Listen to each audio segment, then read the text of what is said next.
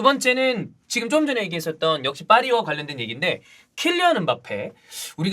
제가 이제 파비앙과 이야기를 하면서 느꼈던 거는 음바페가 프랑스에서 가지는 위상, 그다음에 파리 생제르맹이 음바페를 어느 정도로 다루고 있는지에 대한 얘기를 했었는데 대통령보다 위다. 그러니까 1번이 음바페고 2번이 지단이고 3번이 마크롱이다 이런 얘기까지 했잖아. 근데 다시 한번 지금 유력 언론들, 유력 기자들 사이에서 음바페가 파리 생제르맹을 떠날 가능성에 대한 이야기가 지금 대두가 됐습니다. 그렇죠. 일단 파리 입장에서도 이번 시즌 음바페 진짜 잘한 건 맞거든요. 예. 그리고 다음 이제 이적 시장을 위해서 지금 파리는 아마 작년 여름의 실수를 되풀이하지 않기 위해서 이번 여름은 최대한 빠르게 이적 시장 작업을 하려고 할 거예요. 작년에 파리가 뭔가 팀 구성이 이른바 실패했던 이유가 잉여 자원을 너무 늦게 팔아서 그래. 치러야 될 때까지 선수 영입이 좀 많이 지지부진했고 파비앙 루이스나 뭐 솔레리 같은 자원들 되게 늦게 영입이 됐거든요. 그러다 보니까 이적 시장에 선수들 합류가 늦어지면서 가이티에도 문제가 있었지만 선수 뎁스도 얇았던 그렇지. 그런 문제점이 있었는데 올 시즌은 아마 파리가 좀 새롭게 좀 더 빠르게 잉여 자원도 정리하고 새로운 선수들도 수혈하고 이러려는 마음을 가질 거예요. 네네. 근데 그 찰나에 음바페가 지금 뭔가 파리의 심기를 건드린 사건이 하나 발생했습니다. 움직임을 가져가려는 네. 얘기가 있었던 것 같아요. 그걸 이제 얘기할 겁니다. 맞아요. 그것 때문에 지금 파리도 혹시 상황에 따라서는 결정을 내릴 수도 있다 정도로 좀 보시면 되는데, 자 보도는 모두 이제 레키프 그리고 BBC의 사이먼 스톤과 같은 기자들이 이제 보도를 좀 했고요. 음바페가 원래 이제 작년 기준으로는 2022년 여름까지가 계약 기간이 맞아요. 있어요. 근데 그 우리도 많이 얘기했지만 대통령이라고 대통령의 설득. 그러니까요. 대통령의 설득. 약간 느낌이 그때 파비앙이랑 얘기했을 때 느낌은 국가 차원에서 잡은 느낌까지 들 정도였어. 근데 음바페가 어쨌든 프랑스인이고 맞아. 그리고 지금 현재 프랑스 최고의 클럽에서 뛰고 있는 예. 선수잖아요. 이거는 그냥 약간 그리고 이제 카타르 월드컵이 있어. 어. 그래서 이게 좀 국가 차원에서 움직인 게 아닌가. 뭐 여러 가지로. 네. 그래서 대통령의 설득, 구단의 설득 이 정도 설득에 의해서 2022년 여름에 원래 계약이 만료 예정이었지만 그때 당시 2+1 그러니까 2년의 연장으로 1년 옵션을 더 넣은 거죠. 2+1의 형태로 재계약 합의를 했습니다. 그래서 계약 기간은 원래 2024년까지예요. 맞아요. 딱 내년 여름까지라고 보시면 되고 1년 연장 옵션이 중요한데 이 1년 연장 옵션을 음바페가 선택을 할 수 있습니다. 올해 7월 31일까지 본인이 원한다면 1년 연장 옵션을 발동할 수 있고 만약에 발동을 하지 않는다면 계약은 딱 내년까지인 거예요. 아, 그럼 이제 1년 남은 거죠? 네. 그냥. 그래서 음바페가 7월 31일까지 계약 연장 옵션에 대해서 어떤 선택을 하는지가 중요했는데 자 오늘 지금 6월 13일이죠. 어제 12일이었고 음바페가 계약을 연장하지 않겠다고 보도에 따르면 편지로 통보를 했답니다. 뭐 일단 얘기 이렇게 나왔어. 기사가 나왔어. 네, 기사는 나왔어요. 이렇게.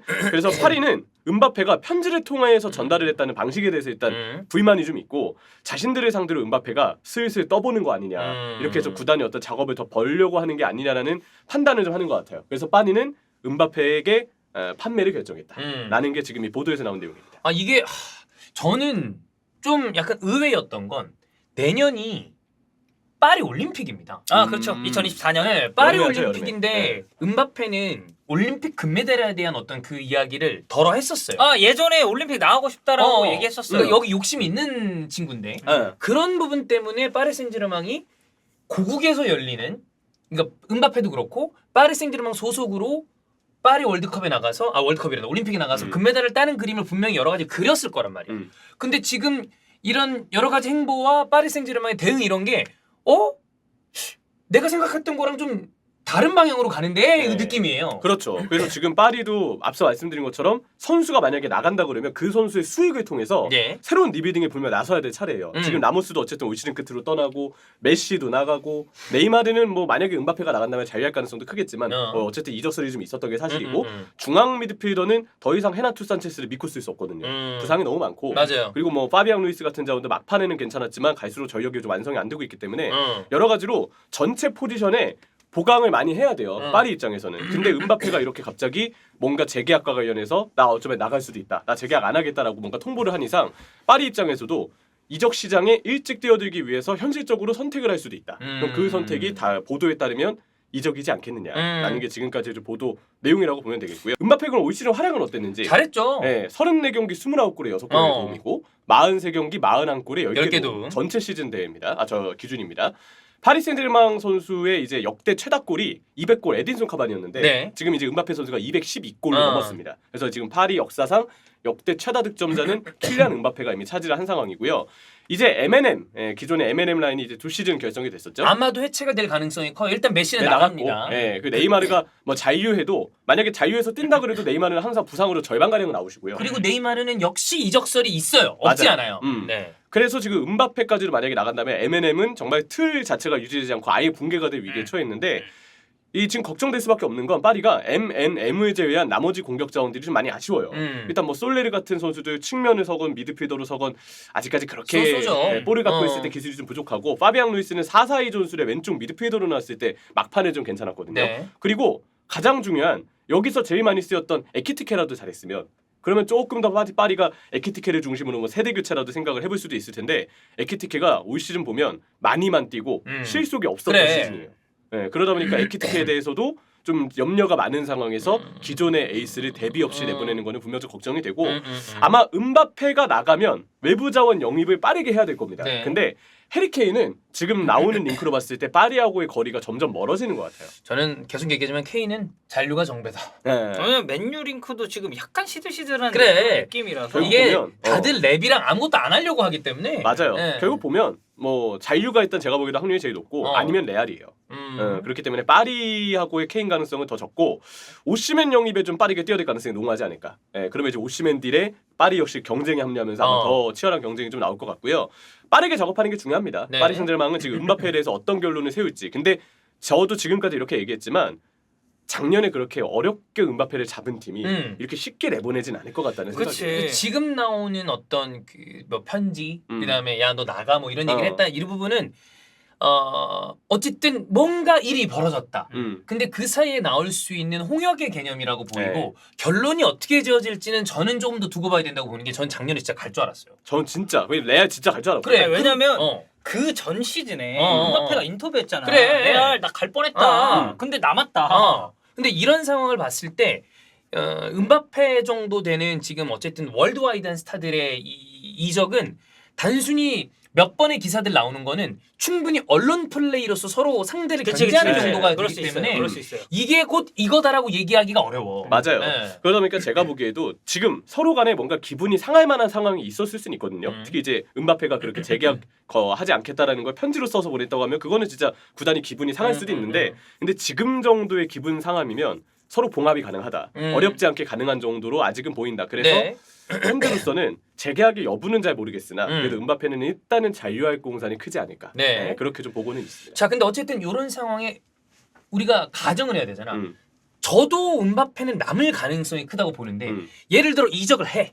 만약에 이적을 한다면 내년에 FA로 나가는 그림보다는 판매를 하는 그림을 생각을 해봐야 된단 말이에요. 네. 왜냐면 이게 이적료가 이 아저씨는 1억 5천만에서 2억 왔다 갔다 하는 유로에서 그림이 나올 거란 말이야. 음바페 2천억 넘지 않을까요? 넘어야 그러니까. 되지 않을까? 네. 근데 이 정도의 선수를 영입을 할 수 있거나 품을 수 있는 팀들은 전 세계에 얼마 없습니다. 맞아요. 저는 일단 그 얘기를 하고 싶어요. 이게 지금 새벽에 나왔거든요. 그래서 지금 야 음바페 나갈 수도 있대 정도로만 사람들이 얘기하고 있지. 예. 기자들이 어느 팀에 갈 것 같아라고는 아직 언급을 안 하고 있어요. 이게 왜 뭐 너무 당장 이제 갑작스럽게 뜬 소식이니까 일단 그 상황에 대해서 기자들도 그 상황에 대해서만 보도를 하고 있지 이게 다른 구단에 어디랑 링크되고 있는지에 대해서 아직까지는 안 다루고 있습니다. 아마 제 생각에 이거는 하루나 이틀 정도 지나야 이제 어느 구단에 관심이 있다 이런 루머들이 조금씩 나올 것 같거든요. 그래서 지금은 그냥 음바페가 어쨌든 팀을 옮긴다고 했을 때 나름 팬들한테 언급되는 팀들만 좀 얘기를 좀 하고 싶어요. 그 팀들이 제가 보기에는 세 팀인데 네. 일단 당연히 레알 마드리드 들어가고요. 그리고 혹시 카타르 인수가 사실이라면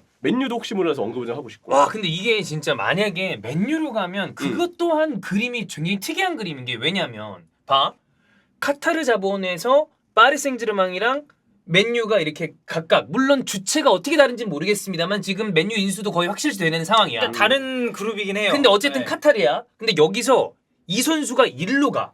그러면 나 여기서 내부 교통 정리가 한번 돼야 된다고 보거든. 왜냐하면 그때 얘기를 많이 했지만 결국에 주체는 다르나 여기에서 왔다 갔다 하는 그림으로 다른 이 회사나 이런 그림을 만든다라고 얘기를 했었잖아. 그렇죠. 근데 이거는 나는 존심 싸움이라고 보거든요. 그래서 이게 만약에 된다고 그러면 카타르가 파리 생제르맹과 맨유를 어떤 식으로 생각하는지에 대한 것도 우리가 미루어 짐작할 수 있는 그림이기 때문에 만약에 맨유로 음바페가 간다 그러면 나는 굉장히 흥미로운 그림이라고 봅니다. 정말 흥미롭죠. 좀 다른 얘기긴 하지만 음바페 FM에서 맨유 갑니다. FM에서 우리서도 갔어요. 예. 우리 할 때도 음바페 맨유 갔어요. 그래서 네. 지금 언급하는 팀들은 링크난 팀이 아니고 생각해볼 만한 팀, 우리가 생각해볼 만한 팀으로 해서 지금 2개 레알 마드리드, 맨유를 언급했고 나머지 한 팀은 이제 맨시티가 있는데 일단 한 팀 한 팀 보겠습니다. 레알 마드리드는 사실 엄연히 따졌을 때 자리가 음바페가 뛸 자리가 명확하게 있다고 보기 힘들어요. 아니, 가려면 톱을 가야 되는데. 근데 음바페 톱 싫어해요. 그래. 근데 왼쪽 윙 포워드는 비니시우스가 본인의 자리를 확고하게 지금 차지하고 있고. 맞아요. 그래서 기존 전술로 봤을 때 오히려 어떻게 보면 벤제마의 빈자리를 지금 채워야 되잖아요. 그렇죠. 그러면 최전방 공격수는 차라리 해리케인이 나올 수도 있어요. 아 그래.